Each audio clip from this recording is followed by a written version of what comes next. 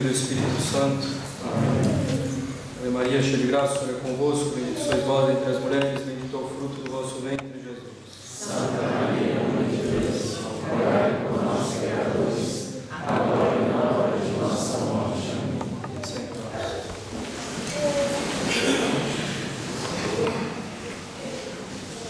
Peço as orações de todos pelo avanço e desenvolvimento do apostolado e pelos bons frutos dele. Essa semana se mostra importante para o nosso apostolado, então peço que reforcem as orações que estou seguro já fazem. O reino dos céus é semelhante a um grão de mostarda que um homem tomou e semeou no seu campo. Para os católicos, Nosso Senhor, ao fundar a sua igreja, nos dá também a possibilidade e os meios de conhecer qual é essa igreja que Ele fundou, a fim de evitarmos o erro em matéria tão importante. Nada mais conveniente, pois se devemos estar na igreja de Cristo para alcançar a salvação, é preciso ter meios relativamente fáceis para reconhecer qual é essa igreja. Assim, podemos reconhecer a igreja de Cristo, porque Ele a fundou sobre Pedro e seus sucessores. Tu és Pedro, e sobre essa pedra edificarei a minha igreja. E sabemos, a única igreja fundada sobre Pedro é a católica, apostólica, romana. É possível também reconhecer qual é a igreja de Cristo pela história dela. Pela história maravilhosa, repleta de milagres, com um desenvolvimento sobrenatural e que vem desde o tempo de Cristo. Apenas uma igreja possui tal história e dá um testemunho pela sua própria existência e história: a Igreja Católica Apostólica Romana. Como é que se pode cogitar que uma igreja fundada no século XVI, uma luterana, calvinista e tantas outras, sejam verdadeiramente Igreja de Cristo? Onde estaria a fidelidade de Cristo, a sua promessa de estar conosco todos os dias até a consumação dos séculos? Que dizer então das seitas fundadas em qualquer esquina em nossos tempos? Basta um pouco de bom senso e de perspicácia para perceber que a Igreja de Cristo não está aí. Portanto, podemos saber onde está a Igreja de Cristo ao sabermos onde está o sucessor de Pedro. Podemos saber qual é a Igreja de Cristo a partir do próprio testemunho extraordinário que dá a Igreja Católica com sua história. Além desses meios, para se reconhecer a verdadeira Igreja de Cristo, temos ainda um outro meio valioso e límpido, claro. Ao fundar a sua igreja, Nosso Senhor atribui a ela certas características necessárias e visíveis, pelas quais a igreja, por Ele fundada, pode ser reconhecida por aqueles que realmente buscam servi-lo. Características necessárias e visíveis, pelas quais a verdadeira Igreja de Cristo pode ser diferenciada das falsas igrejas. São, portanto, características necessárias, visíveis, facilmente reconhecíveis. Elas são 4, e as 4 só se encontram ao mesmo tempo na verdadeira Igreja de Cristo. Essas características que chamamos de notas, porque elas fazem notar, conhecer a Igreja de Cristo, são 4, como dissemos, nós as cantamos e confessamos. Então essas quatro notas, todos os domingos no credo: Unam, Sanctam, Católica et Apostolica. A igreja fundada por Cristo é necessariamente una, santa, católica e apostólica. Nós sabemos disso ao considerarmos, ainda que rapidamente, as Sagradas Escrituras. Poderíamos abundar as citações para cada uma das notas da igreja. Façamos, porém, algo um pouco mais breve. A igreja é una. Nosso Senhor reza eficazmente para que haja unidade em sua igreja, isto é, para que haja unidade de governo, unidade de fé, unidade de culto nos sacramentos. São Paulo afirma uma só fé, um só batismo, um só Deus. A Igreja é santa. De São Paulo que Cristo amou a Igreja e se entregou por ela para santificá-la, para prepará-la como uma esposa sem ruga e sem mancha, mas santa e imaculada. A Igreja é apostólica. Foi aos apóstolos e seus sucessores que nosso Senhor deu o poder de ligar e desligar. Em particular, foi a São Pedro que foi dado o poder supremo de ligar e desligar.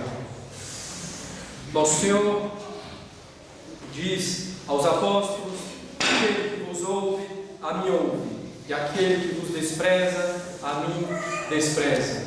Portanto, a Igreja de Cristo deve ser apostólica, una, santa e apostólica.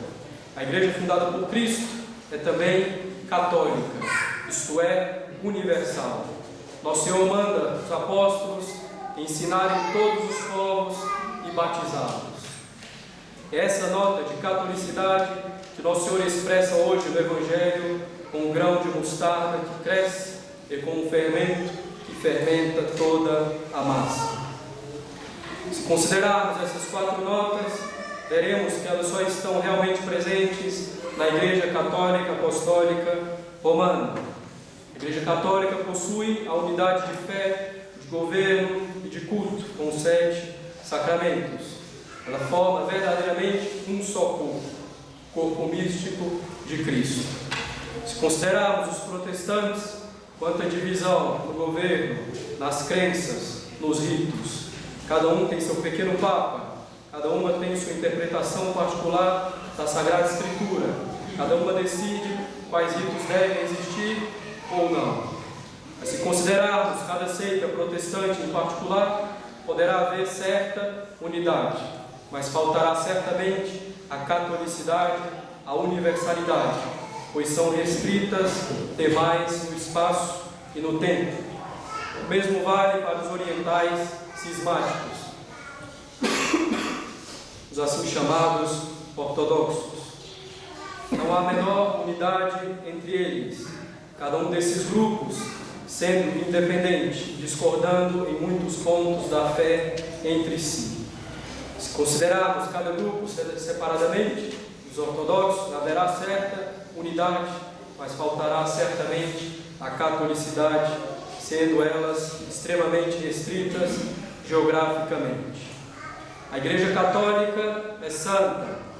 Já tratamos disso com maiores detalhes faz algo em torno de um ano. A santidade da Igreja não significa que todos os seus membros são santos, mas significa que ela foi fundada pela santidade em pessoa, que é Cristo, homem e Deus.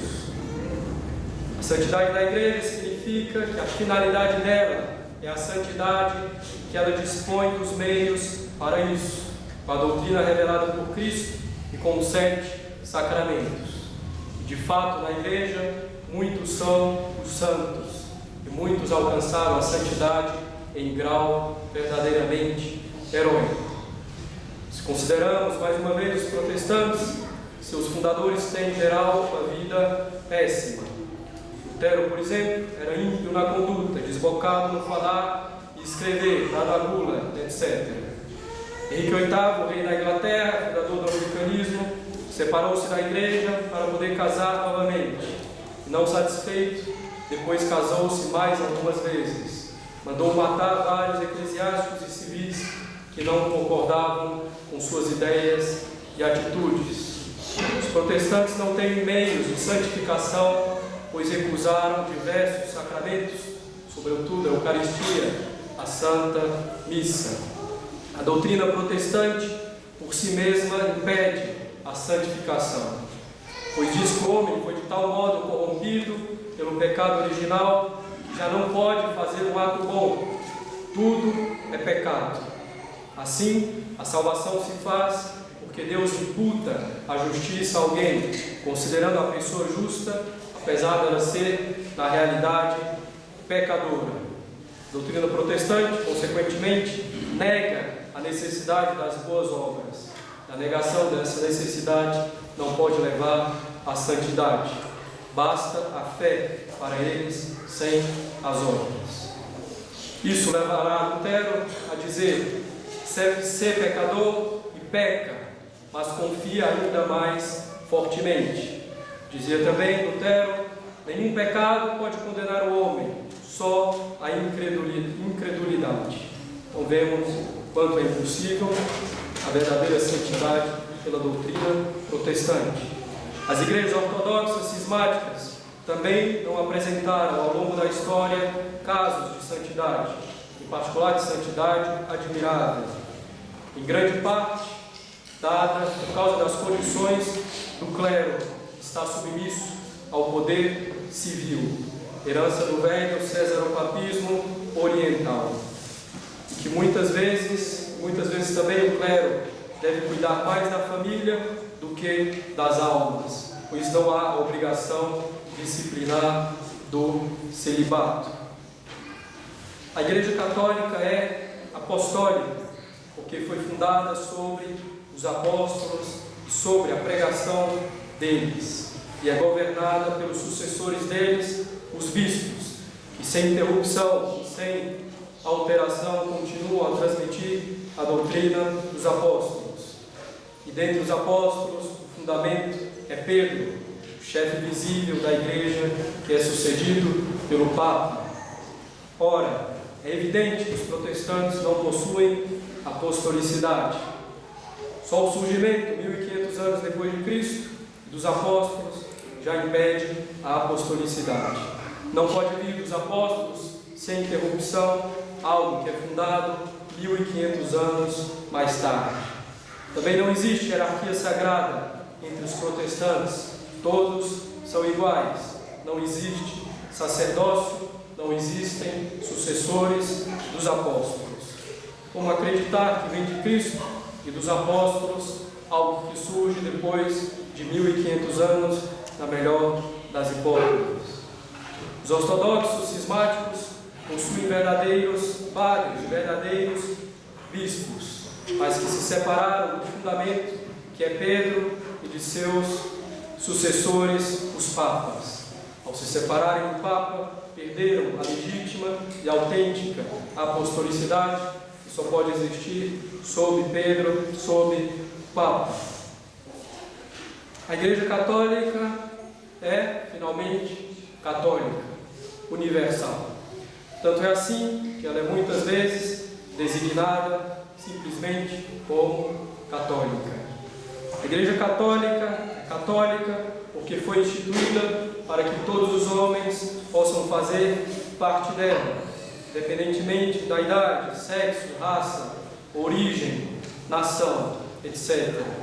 Basta ser batizado, ter a fé, se submeter ao Papa e não ser excluído da igreja por alguma sanção. Então, com essas condições, faz-se parte da Santa Igreja, tendo a fé, sendo batizado, submetendo-se ao Papa. A igreja se dirige a todos os homens sem exceção, não para aceitá-los simplesmente como eles são, como se costuma dizer hoje, mas para convertê-los. A Igreja Católica Universal também, de fato, espalhada por todo o orbe terrestre, sempre missionária, como falamos faz algumas semanas. É evidente que a universalidade de fato não podia existir no início, em que a igreja era como um grão de mostarda, mas essa universalidade passou a existir rapidamente, a ponto de tornar-se o arbusto em que os homens podem encontrar sua verdadeira morada aqui na terra, antecipação da pátria celestial. Os protestantes não são católicos, não são universais, dividindo-se em milhares de confissões, cada uma tendo um alcance bem restrito. Não são católicos, cismáticos, orientais, os ortodoxos, pois são igrejas, antes de tudo, nacionais.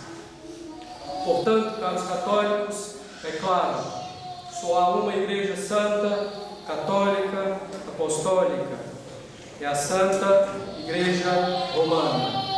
Essas notas da Igreja permitem aos que procuram a Cristo com sinceridade encontrar rapidamente a Igreja que Ele fundou. A Igreja Católica, com esses atributos, com essas notas, apesar da crise que atravessa, é visível como a casa em cima do monte, como a candeia que ilumina toda uma casa. Em nome do Pai, do Filho e do Espírito Santo. Amém.